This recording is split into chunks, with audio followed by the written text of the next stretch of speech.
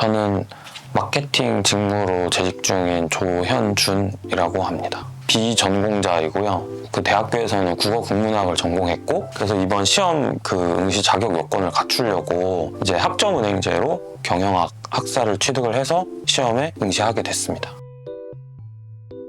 실기도 마찬가지로 물론 이제 필기 이론을 제가 한번 쭉 보긴 했는데 필기 시험을 보고 나서 한 2주 동안 제가 쉬었었거든요. 그리고 그때 2월 9일 날 제가 필기를 봤는데 보고 나서 바로 다음 주가 이제 설 연휴였어요. 그러다 보니까 조금 이제 공부를 못하게 되기도 했고, 그래서 3월부터 본격적으로 또 준비를 하려다 보니까 또 이론을 봐야겠다 저는 생각을 했는데, 오히려 그게 좋았던 게 우쌤 강의를 듣다 보니 이제 필기 쪽에서 중요하게 생각하는 포인트하고 실기 쪽에서 좀 중요하게 생각하는 과목별 포인트가 다르더라고요. 그래서 그렇게 이론을 또 보고 그 다음에 실기는 실기 기출문제 이제 회독을 들어갔었고요. 그 다음에 실기는 필기랑 좀 다르게, 필기는 이게 찍는 게 되다 보니까 다 객관식이다 보니까 내가 어느 정도 뭐 100% 정확하게 알지 않는다고 하더라도 정답을 맞추는 게 가능했는데, 실기는 이게 다 직접 써야 되는 것이다 보니 좀 그거에 대한 부담감이 조금 있었던 것 같아요. 그래서 실기는 최대한 이론도 보고 기출문제 풀면서 오답 노트도 만들었지만, 이게 기출 풀기 전에 제가 저만의 어떤 정리 노트라고 해야 되나? 그걸 정리를 했었거든요. 물론 교재를 그때마다 보고 공부를 할 수도 있지만, 이게 교재에는 아무래도 설명도 들어가 있고 뭐 다른 내용들이 많이 들어가 있다 보니까 저만이 이렇게 정리할 수 있는 핵심을 그 노트로 정리를 해놓는 게 조금 더 괜찮았던 것 같습니다. 실기는 회독별로 마찬가지로, 필기랑 마찬가지로 좀 틀렸던 것들 위주로 나중에 가서는 많이 봤던 것 같고, 그리고 어느 순간부터는 제가 틀리는 문제들이 너무 약간 눈에 보이는 거예요. 그래서 한 3회독을 넘어가니까 틀린 문제들을 실제로 이제 문제집에서 딱 책에서 이렇게 교재에서 봤을 때, 아, 이거 내가 틀렸던 문제인데 또 잘 모르겠다, 약간 이런 문제들이 좀 있었거든요. 그래서 그런 것들을 그 제가 앞서 말씀드렸던 그 요약 노트에다가 체크를 해놨어요. 왜냐면 이게 시험이 가까워 올수록 마음이 되게 초조해지는데 책은 되게 두껍고, 그래서 아, 이거를 내가 남은 기간 동안에 한 번 더 돌릴 수 있나, 약간 이런 부담감이 엄청 크더라고요. 그래서 근데 제가 요약을 노트를 해놓으면 아무리 내용이 많아도 사실 뭐 한 10장 11장이 전부니까 그것만 딱 돌리면은 그래도 내가 자신이 없던 내용을 한 번 더 볼 수 있으니, 그래서 그런 식으로 회독을 거듭하면서는 처음에는 교재에서 시작을 하지만 나중에는 제가 요약을 해놓은 요약 노트 쪽으로 많이 포커스가 옮겨갔던 것 같습니다. 그 문제는 안 쓰고요. 답만 써요. 답이랑 법령만 쭉 다 써놔요. 그러면은 이제 이런 문제들이나 이 답이나 이런 것들을 써놓은 것들을 보면은 이제 어느 정도 이 문제는 뭐다라는 거에 대한 느낌이 나중에는 오더라고요. 왜냐면 실기는 필답형이나 작업형이나 마찬가지지만 특히나 필답형은 답만 정리해갖고 외우기에도 내용이 진짜 많거든요. 그래서 그런 식으로 많이 했던 것 같습니다. 이번에 제가 알기로는 나름 그 수험생들 사이에서 화제가 된 걸로 알고 있는데, 하접 가이드워드랑 휴게 공간의 종류, 그 다음에 등급 이행평가 관련된 문제가 진짜 기억에 남는 게, 필답형 시험장에 들어가면은 처음에 시험지를 쫙 나눠주시고 프린팅에 이상이 없는지를 쭉 넘겨보면서 확인을 시켜주시거든요, 감독관님들이. 넘기면서 이게 어떤 문제가 있는지 그래도 볼 수밖에 없잖아요, 사실. 그래서 보고 나서 좀 답을 미리 생각을 해놓으려고 쭉 넘겨봤는데 아예 모르겠는 거예요. 그냥 기억이 하나도 안 나는 거예요. 그리고 그 하접 같은 경우에는 이게 좀 되게 의견이 분분했던 게, 이게 시험 범위에 포함이 된다 안 된다가 되게 의견이 분분했었어요. 근데 우쌤이 아마 제가 알기로 강의에서는 이게 범위에서 제외되긴 했는데, 전에 공단에 물어봤을 때 명확하게 뭔가 이렇게 이건 안 나온다라고 답변을 주신 게 아니라, 이거 같은 경우에는 뭐 시험 범위는 아니지만 내용 자체가 워낙에 이제 광범위하게 다 포함이 되다 보니까 그래도 혹시 모르니까 보셔라, 그래도 이렇게 얘기를 하셨던 것 같거든요. 근데 제가 그걸 무시하고 안 나오겠지 하고 이제 넘어갔는데 그게 보란듯이 나왔더라고요. 그래서 좀 많이 당황했던 기억이 납니다.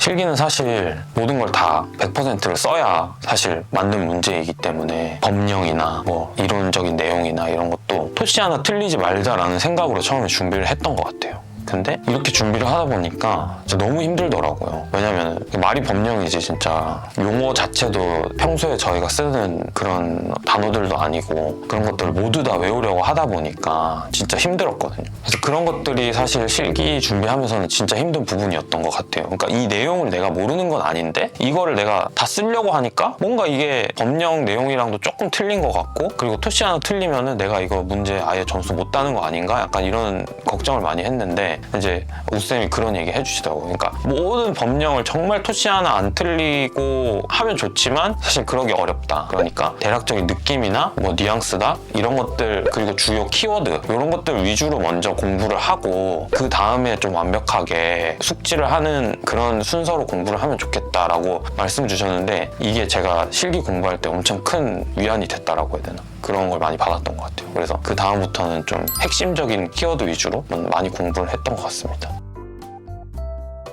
제 가채점 결과로는 그랬어요. 그래서 저도 사실 이제 물론 이제 필답형이나 이런 문제에서 이제 문장을 다 쓰는 게 아니라 그냥 단어만 쓰는 문제들도 있잖아요. 그래서 그런 문제들 같은 경우에는 당연히 이제 모두 맞아야 제대로 작성을 해야지 이제 점수가 나오는 거고, 제 생각에는 주관식, 그러니까 논수령이라고 이제 흔히 부르는 약간 이제 장문형 같은 경우에는 꼭 모든 글자를 다 이제 딱 맞추지 않아도 키워드가 어느 정도 들어가 있고 이게 답안의 흐름에 어느 정도 이상이 없고 그렇다면 저는 점수를 주시는 걸로 알고 있고, 제 채점 결과도 저는 그렇게 나왔어요. 필기가 당연히 도움이 됩니다. 도움이 되고, 저 같은 비전공자 같은 경우에는 이 분야에 대한 지식이 아까도 말씀드렸지만 아예 없는 상태이기 때문에 이런 거에 대해서 익숙해지는 과정이 저는 이제 필기 이론이라고 생각하거든요. 그래서 그걸 바탕으로 실기 이론을 보면 확실히 아예 따로따로 공부하는 것보다는 당연히 도움이 되고 영향이 있는 편이고, 다만 아까 말씀드렸던 것처럼 실기에서 중요하게 생각하는 이론 포인트와 필기에서 중요하게 생각하는 포인트가 다르기 때문에 그런 거에 대한 차이는 좀 있다. 다만 영향은 당연히 필기 이론부터 시작하고 그게 실기까지 이어진다라고 생각합니다.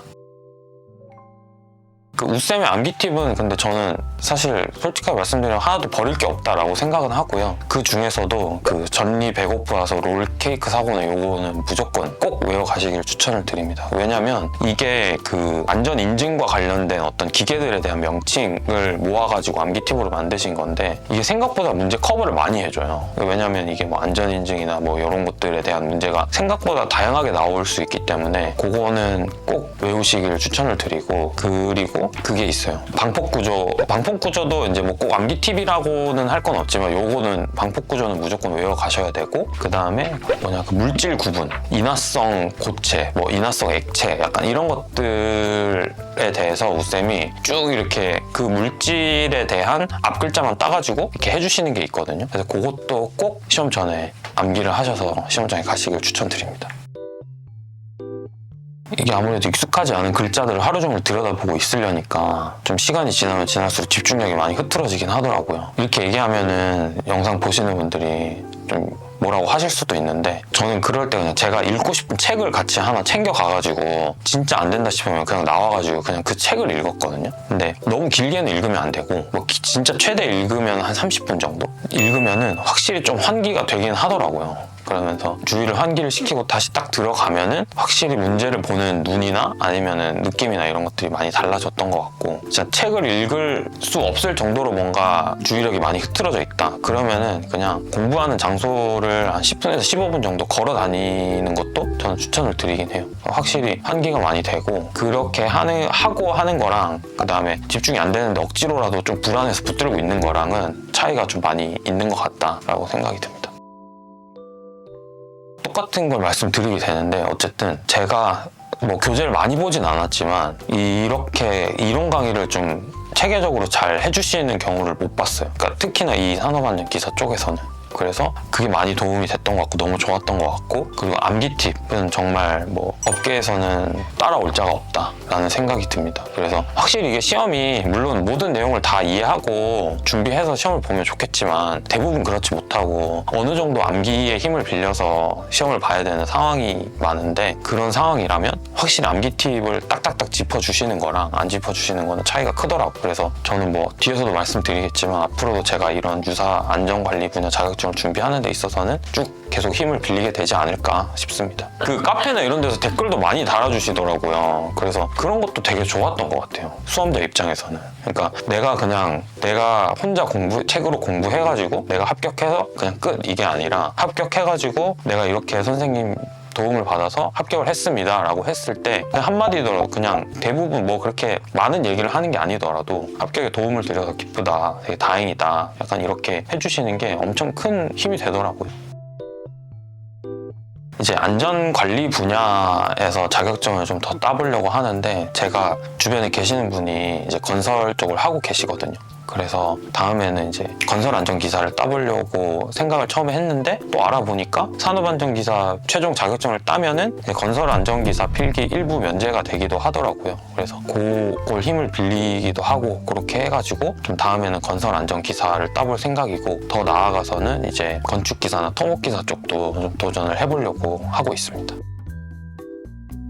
이제 저는 가족도 있고 하다 보니까 속된 말로 인생의 퇴로가 없어요. 그러다 보니까 뭘 하든 이제 무조건 해야 되는 상황이고 그러던 와중에 앞서 말씀드렸다시피 이제 이 업에 대한 장기 재직 가능성이라고 해야 되나? 그 지속 가능성? 그런 것들이 확실히 주변에서 봤을 때는 약하니까 좀 업에 대한 그냥 전환을 진짜 생각을 해야겠다라고 많이 고민을 했던 것 같고 결정을 한 만큼 뒤 없이 그냥 나도 쭉 그냥 준비해야겠다 그렇게 생각을 하다 보니까 간절하다 보니까 이 앞으로 해야 될 것들이 그러니까 뭐든 그런 것들이 좀 보이긴 하더라고요. 그래서 더 가열차게 할 수 있는 게 아닌가 싶습니다. 이제 제가 알기로 이제 2회 실기 이제 한창 준비하시는 걸로 알고 있는데 모두들 원하시는 결과 있으시길 바라고 다시 말씀드리지만 암기팁은 꼭 마지막까지 시험장 들어가시기 전까지 계속 보시면서 들어가시면 다 원하는 합격 이루어내실 수 있을 거라고 생각합니다. 모두 화이팅 하십시오.